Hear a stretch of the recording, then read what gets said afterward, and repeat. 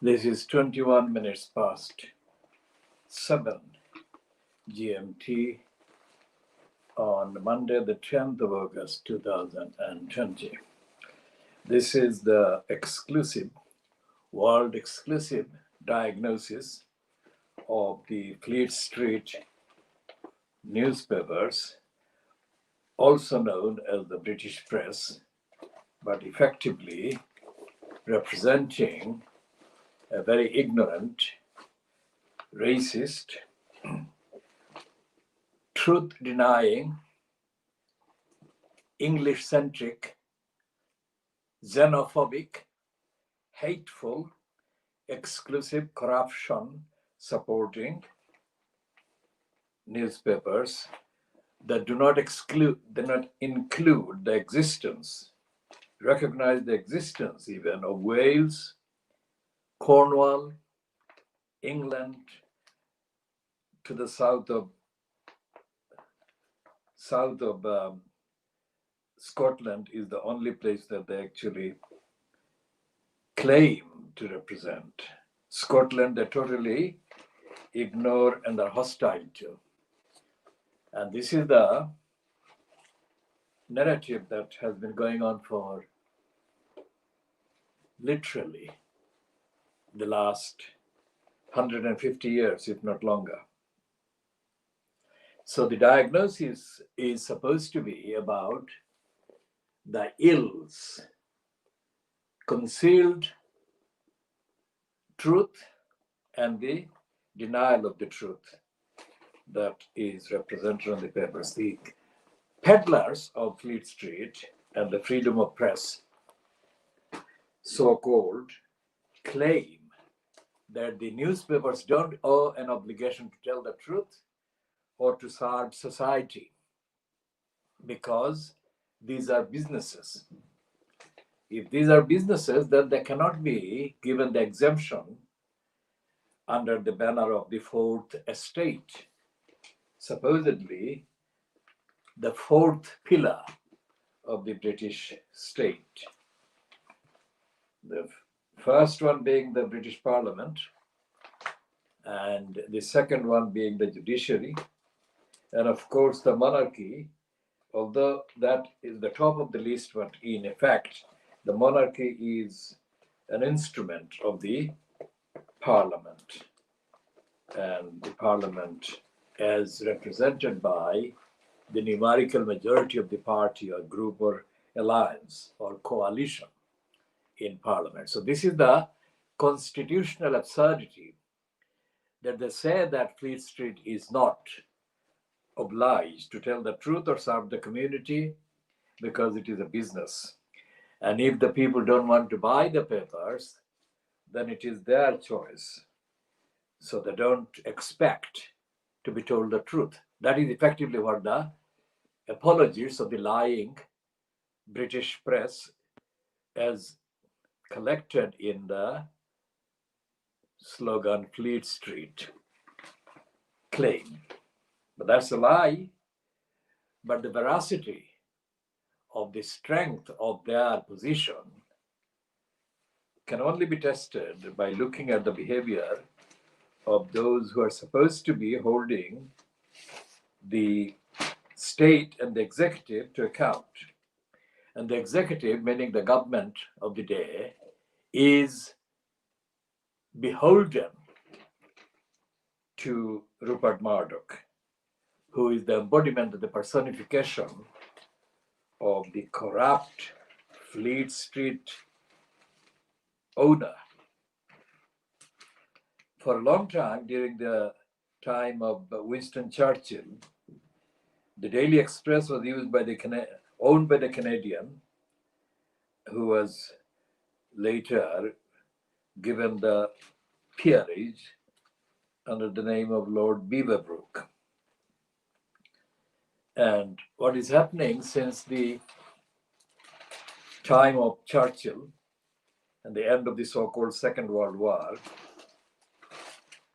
is that the various promises made during the various treaties and declarations that the British representatives or the British states representatives were party to and claiming to adhere to, those treaties ran a very consistent line against corporate lying and against creating wars and discord and depriving people. So it was a 5 or 10 years of almost pro-socialist environment and pro-internationalist.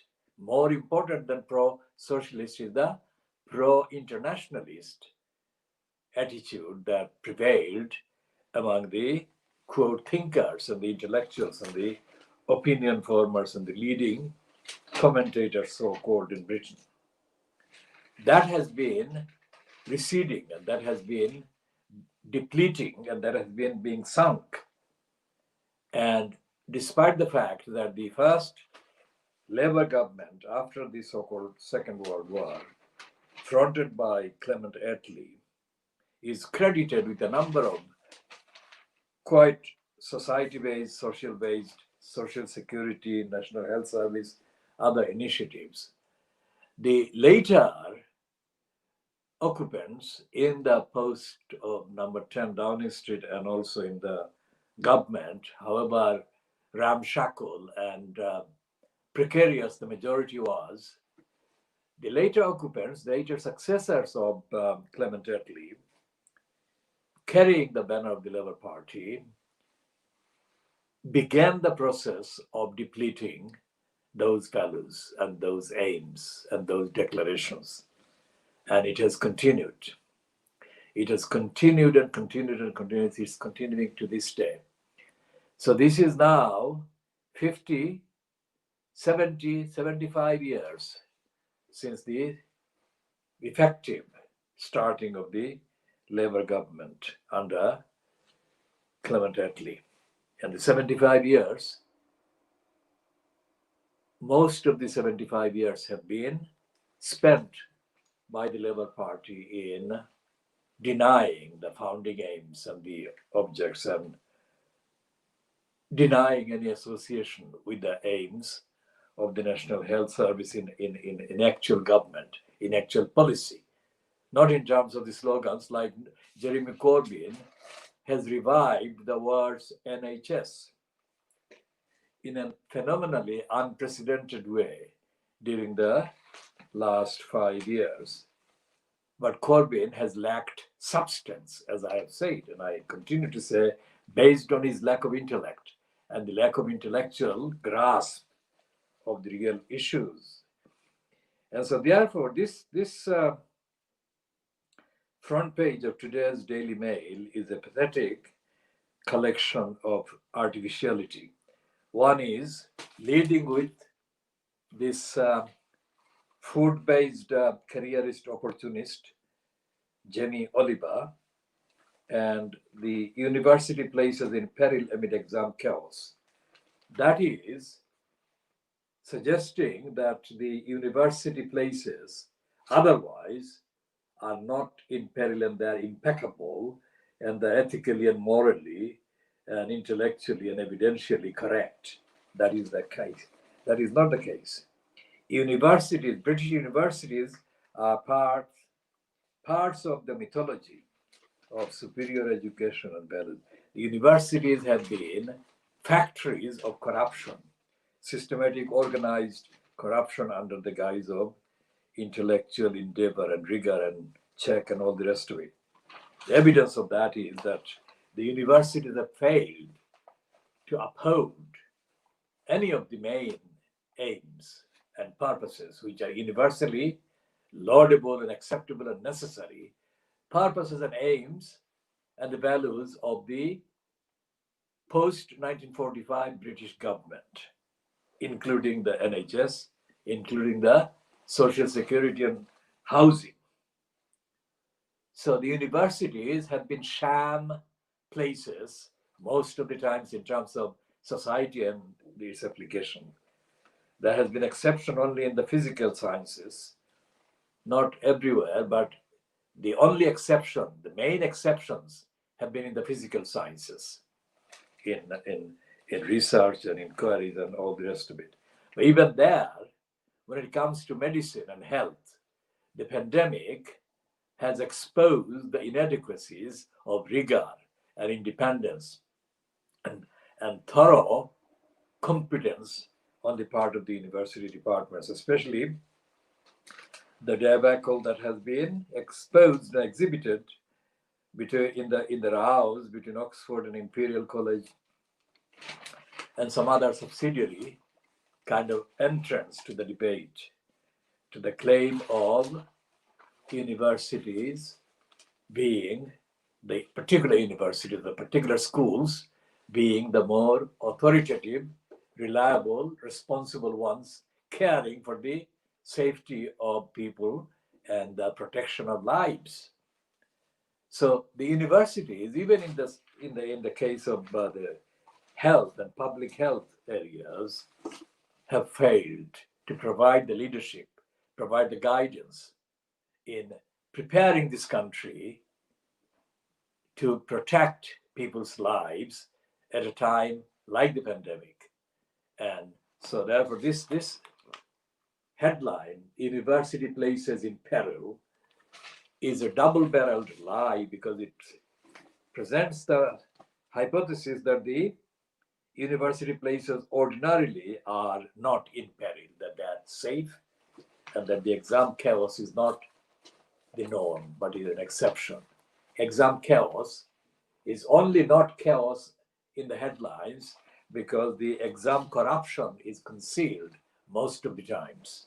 So the academic stages across the British society or state, society is a contentious word when holding a copy of the Daily Mail, because they worshipped Margaret Thatcher, who was in denial of society. She said there is no such thing as society. And the Daily Mail continues to pursue that agenda of denial of society when it comes to people's rights and so forth.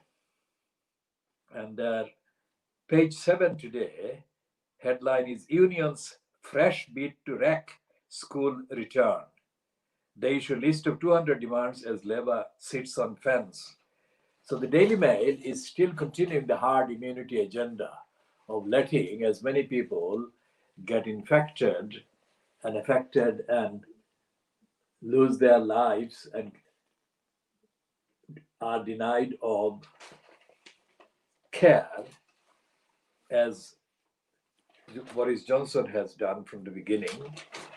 And that is what the Daily Mail is saying, that the schools should be returned, despite the fact that there are serious warnings that forcing schools to return would revive a stronger strain and return of the pandemic than it has recently been in some places, at least, except in Preston and Manchester, where the Daily Mail in 2 pages is contradicting its anti-trade union headline about the return of the schools.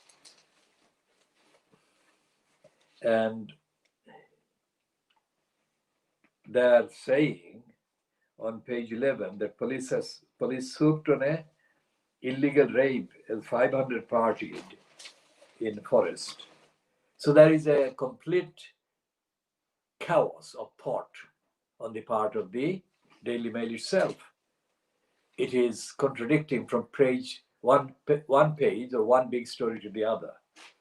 It is either supporting the restrictions on people's free mixing and all the rest of it, and violating the distance guidelines, and then it is condemning the trade unions, the schools linked trade unions, for warning against forcing the schools to return.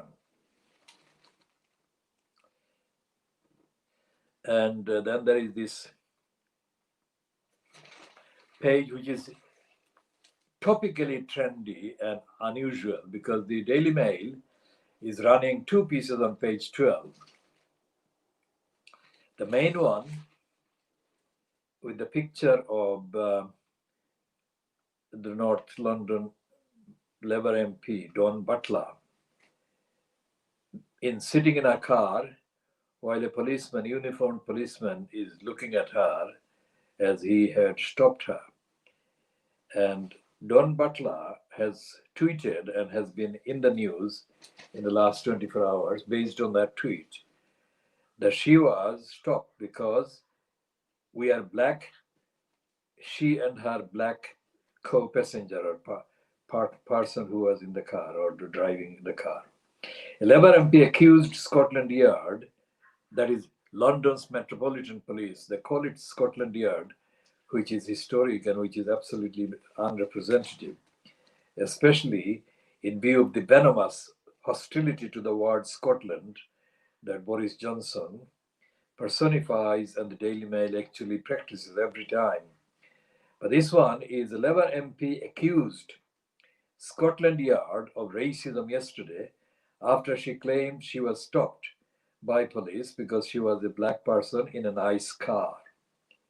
Former Shadow Equalities Minister Dawn Butler said she was angry and annoyed by the incident, claiming the Metropolitan Police has a cancerous problem with institutional racism. Now, this was not institutional racism. This police person made an individual decision to stop her. It was not like he was carrying a general card or written statement saying institutional racism will be applied.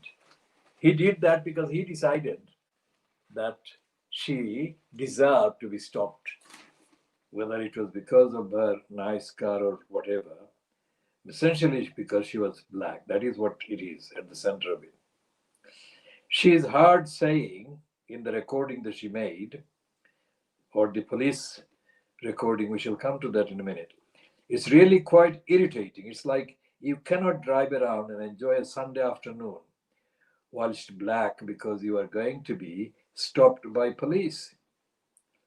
One officer says they are searching the area because of gang and knife crime. Miss Butler tells them that the way they carry out stops creates animosity, saying, if you are profiling people driving a certain type of car, that's an inappropriate reason to stop. And if you are profiling people because of the color of their skin, that's inappropriate. An officer tells her, I do apologize for wasting your time. Miss Butler, who a day earlier called for Met Commissioner Cressida Dick to resign, later told Sky News, we were stopped because we are two black people driving in a nice car in Hackney. Hackney is next door to Tower Hamlets and next door to Newham. Now, Dawn Butler has a background in Newham. Either she was born and brought up in Newham, or she had a long connection with Newham. And she became MP for Brent, a Brent constituency. But Dawn Butler, before Jeremy Corbyn became the fronter of the Labour Party, Dawn Butler did not have a record of rigorous, consistent appearance on the platforms as an opponent of racism. She may have had personal experiences and personal views against racism, about racism, but she made no public platformed stance that can be reliably cited and significantly referred to. Before she became an MP, along the time that Corbyn became leader. Corbyn has been an MP for much longer, of course. But Corbyn then created a kind of choreography during the Prime Minister's question time, or the time when Corbyn was raising questions as the leader of the Labour Party from the front bench. And more often than not, in the last 2 years at least, Dawn Butler was shown next to Corbyn. To the viewer, it looked like they were sitting inches apart. Of course, they were sitting far wider. The distance between them was far wider than it looked from the camera angle that the viewer was looking at them from. But the essential fact is that Don Butler became a fixture in terms of the picture and the imagery. And the images of Corbyn in the House of Commons taking part in any significant event, so-called debate. And Don Butler, from the viewer side, was sitting to Corbyn's right, and from the viewer, it was to the left. And she, therefore, acquired a kind of image. Her face became very known, and the face being black became even more markedly known. Why the Labour Party front bench was configured in a way that only Don Butler was sitting there. And the contrast cannot be more remarkable with the absence, along with Corbyn, absence of Diane Abbott, another black person who is an MP. And the explanation might be that the media hostility towards Diane Abbott was the reason why they had Don Butler. But they had to have an African Caribbean or African background or Caribbean background black person next to Corbyn. It would have been decided largely as a result of Corbyn's preference. Now, if that is the case, or even if that was not the case, Don Butler's overly presented presence near Corbyn in those sittings was similar to the very contemptuous, racist, pro-racist, anti-black behavior adopted by the corporate entities in Britain in the last 10 years increasingly, of putting on their public platforms or presentations faces of mainly African people. And these corporate organizations are themselves deeply racist. So looking at those images, the ordinary gullible viewer would think first, and the subliminal brainwashing, stumping that image would have the same effect that these corporations or the Labour Party were actively against lack of diversity. And this is not the case. The truth is that all the organizations, including the Labour Party, fronted by Jeremy Corbyn, have been and remain absolutely viciously racist, to the point where people of the Caribbean background, the black people of Caribbean background, in the last week have been photographed marching in the streets of South London with what the Mail called the paramilitary kind of formation. And one of the banners that was displayed among the lines of the formations was, "You should thank us because we are not asking for revenge, or we are not about revenge. We are only asking for compensation or whatever." So the presentation of Don Butler as the black face next to or near Jeremy Corbyn was a racist contempt of the black community and of the fighters against racism by the Corbyn-fronted Labour Party. And Corbyn was complicit with this. As I do this review and the diagnosis of the Fleet Street Papers and the state of the Labour Party in this context, I can confirm to the viewers, and this is all copyright commentary. This is my copyright, and any reference to what I'm saying must be accompanied by a full, clear acknowledgement of where this was found and heard. So this is her making a case against racist total search. In her time since becoming an MP, the only significant featuring by Don Butler as an MP the first time round was when she became included in the expenses list. And that list obviously was made of behavior by MPs who lied for money, the allowances, extra allowances, and all the rest of it. So Don Butler's main claim to newsworthiness until she became an MP while Corbyn became leader was not about opposing racism. It was her behaving like so many lying, dishonest, petty-minded, opportunist, conventional MPs, most of them white.